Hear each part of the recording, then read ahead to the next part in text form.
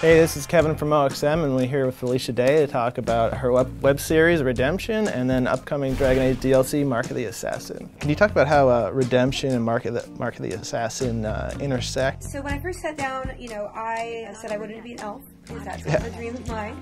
And I said I wanted to be a rogue, because that's what I usually play. And I was going to be best to scale in a web series. And I created a set of characters and a story that would be, honoring the Dragon Age universe on a web series scale.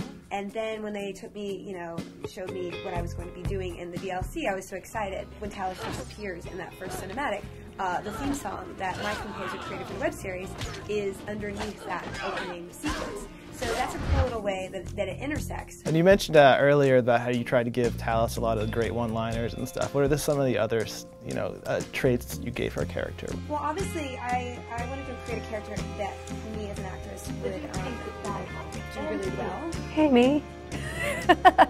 It's something also that I haven't done before, which is more of a warrior who doesn't apologize, who is very sure in who she is. How's your relationship to Dragon Age changed now that you're sort of directly involved with it? You're going from being a fan of the series to actually being immersed in it. I mean, it's certainly a unique experience when I'm playing through the DLC and I'm playing literally with myself.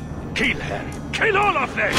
My complete motion capture and facial scanning went to create, a hybrid of me that honored the Dragon Age 2 elf model, but also infused it with me as a person. I mean, it's certainly a unique experience to sort of play as myself or with myself. Yeah. Which came first? It was the series, so how did the DLC develop from there? The intention was always to make sure that she was able to be taken into a piece of DLC from the beginning.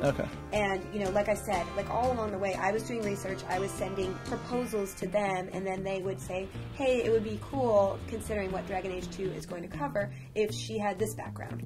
Definitely along the way, they had approval processes over everything I did, but to me, it was almost like I wanted to make sure that before I sent something off to them, I knew every single bit of Dragon Age lore that I could. To me, it was always something where I wanted to make sure that they knew that I love their world.